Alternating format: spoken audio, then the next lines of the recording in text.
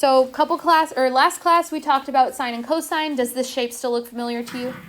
Yes. Sine. And did this one look familiar to you? Does all the vocabulary still feel familiar? Yeah. So period is how long it takes for the function to show up. The center line is basically the vertical displacement or vertical translation, the center of it. Your amplitude is how high the wave is compared to the center line. Your x increment is what you choose to be able to graph your different lines. Phase shift is the new name for horizontal translations. Displacement is the new name for vertical translations. And your frequency is how many times the period occurs compared to the normal one. So once per 2 pi or 3 times per 2 pi. That's why it's a fraction. We also graphed. I know it's not perfect probably yet, but does it at least look familiar? Okay. And then we graphed some more, and then we started shifting the graph either horizontally or vertically. Are we look familiar? Okay. Then we ended on this graph where we had a phase shift where we had to skip 2 times because the phase shift was 2 of my x increments. Click, click, click. All of these things hopefully sound familiar. But now we're going to kind of apply this to work backwards and write an equation again and then apply it to something in real life that's very cool. So we're going to write the equation for the graph given using both the sine function and the cosine function, because remember, they're just translations of each other. So at any point, you could write either a sine or a cosine function for any picture, unless they tell you which one it is, which is cool and also confusing. So the first thing we're going to do, just like we did when we were graphing them, is we're going to identify A, B, C, and D. A is the easiest, because actually, you know what? No, D is probably the easiest. So we're going to actually start with D. I'm going to go ahead and label all the colors, but we're going to start with D. The reason we're going to have you start with D is because the displacement will help me identify my center line. D is going to show you where your center line is. Where is the center of this wave? Ooh, that is the minimum of this wave. The center is truly in between the maximum and the minimum. Halfway between the max and min is your center line. So visually, that's right there, which means my displacement, or my vertical translation, is 4. Up. So if you wanted to remind yourself that it's going up. We made it positive, so we know it's going up, but whatever. The next easiest thing to find is your amplitude, which is your A value. What was amplitude? Just in general, not on this problem, but what is amplitude? Yeah, how high the waves are compared to the center line. So like this would represent the amplitude, correct? Yeah, my amplitude is 2. It's the same distance going to the tall wave as going to like the valley wave. That should be the same distance, which it is. Both of them are distance 2. The B would be the next easiest thing to find, but now we're getting into something that's a little bit more difficult that takes a little bit of thought. So the period of a graph is how long it takes for the shape to repeat. We want to identify, first of all, the start of a typical period for either one of these graphs. I'm going to pick sine because I think that wave is easier for me to see from time to time. So sine starts at the center, goes up, goes center, goes down, goes center. So this section right here represents one period of the sine function. Do you agree? Like that's the right shape. How long is that? 8 pi. So if one period takes 8 pi to happen, I can solve for B. We sort of did this on one of the other questions that we were writing an equation. What we did is we said, okay, 8 pi is the period that I see, and I know that that formula is 2 pi divided by B. Well, this is just a proportion, even though it doesn't look like it right now, but I'm going to make it a proportion by just doing this. Beep, beep. That's a proportion problem. This would be 2 pi equal to 8b pi, or 8 pi b. I'll write it like that. That way the b is not surrounded by stuff. What do I need to divide by so that b is isolated? 8 and pi. Well, 2 pi divided by 8 pi, obviously the pi's cancel. And what's 2 over 8? 1/4. So my b value is 1/4. Cool. Yes? Why is it length of it 8 pi instead of just 8? Yeah, you're right. What we're measuring, we're always measuring in radians. And that's why labeling your axis is so important, especially when we graph, because that was so important here. Okay, all that's left is your phase shift, is C. Now this is going to have 2 separate answers, one for sine and one for cosine, because they should start at separate places. I've already identified where sine should start.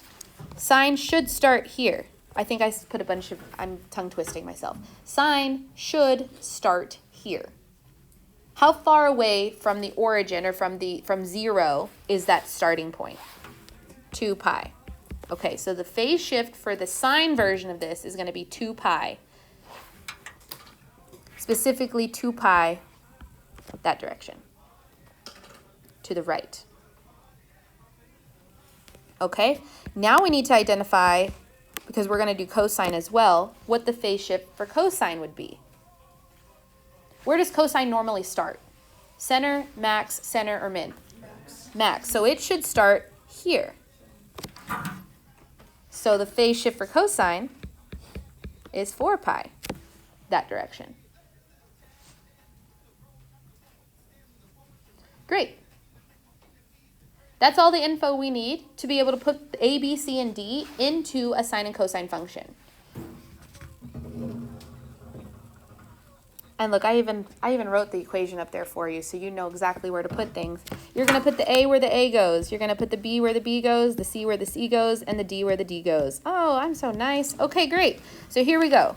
We would have y equal to 2 sine of, open parentheses, 1/4, open parentheses, x minus 2 pi, close parentheses, plus 4. Now, one thing that we're also going to do on this problem is talk about window sizes, because it's going to be helpful for some problems on your homework. We want to write an equation for the given graph, and a lot of times with periodic functions, you're talking about only a certain section of it, as shown by the window, or what the picture is showing you. I'm using the word window because that's the button on the calculator that you would use to describe this. It literally says window. You want to know what screen size I'm looking at and give it dimensions. So you would say on the interval, and you give me the x interval and then the y interval, basically your window size. So just straight up showing on this window in this picture, where does it start showing you things? -4 pi. And where does it stop showing you things? 10 pi. So you would say that it is on the interval from -4 pi to 10 pi. Because that's the interval that we have graphed, that we have on this graph. Does it have to be in brackets? Yes, because it actually touches that. It's not like a parenthesis thing.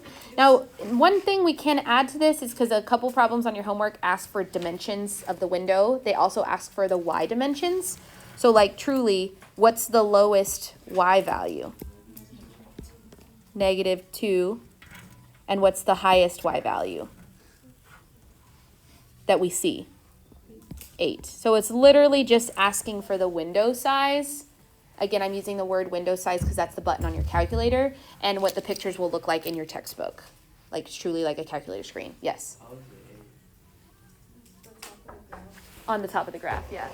The graph, it was just basically, what am I seeing in this picture? I'm seeing from -2 to 8. That's the scale that I'm using. That sort of stuff. Yes?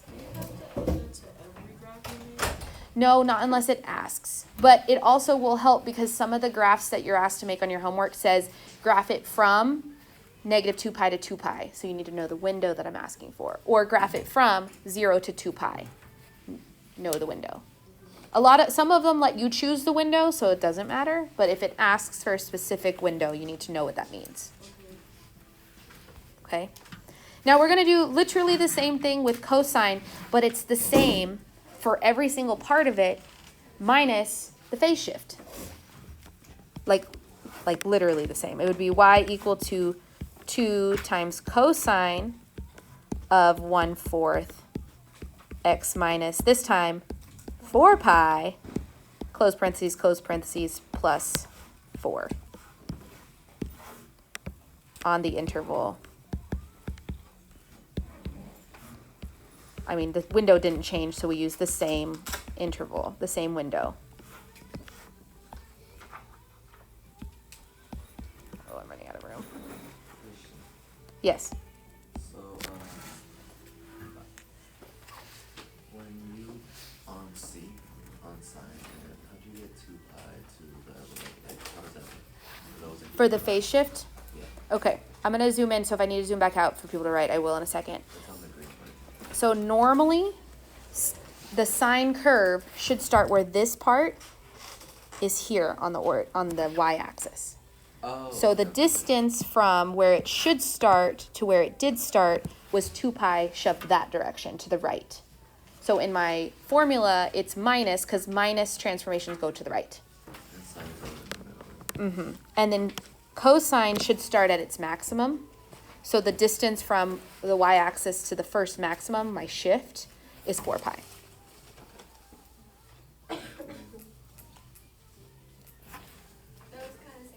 Did I answer it? Okay, what's your, can you ask it again? So, like, it's on the graph, it's showing it's going left, but you point to the right. Like, What do you mean it's going to the left? oh, we're going from, like, the origin to... Yeah, because normally it all starts here on the y-axis. And so it's like shoved that way, which is to the right. And then when we put it into the equation... We used minus because just like always, minus transformations and the inside go to the right. If it had gone to the left, we would use plus.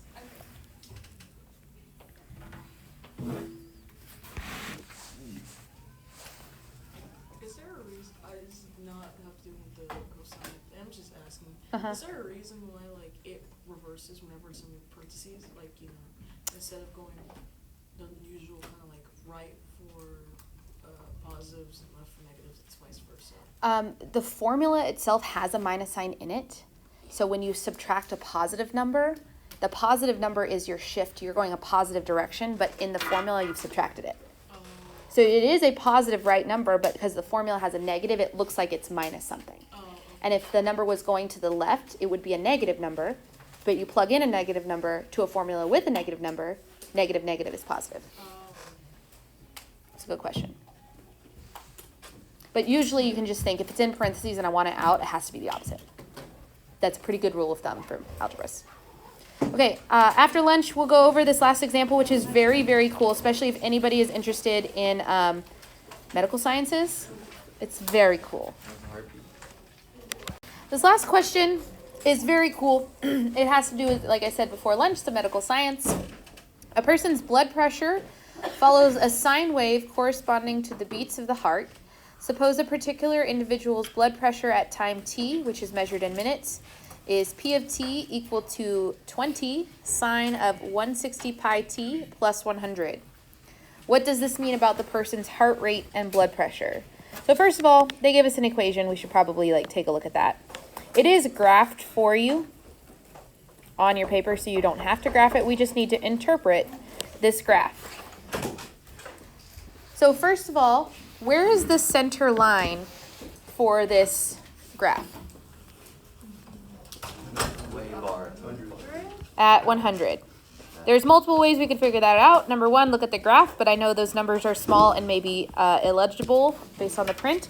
We can also look here at the plus 100, since that's the vertical displacement.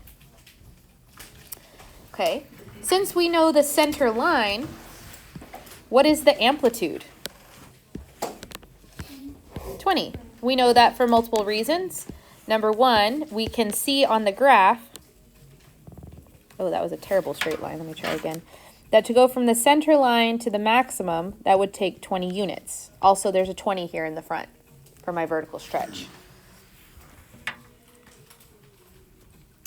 Now this graph doesn't have the kind of labels that we had all the time. We're not labeling it in radians. So when we ask to find the period of this, we're going to have to turn to this number here.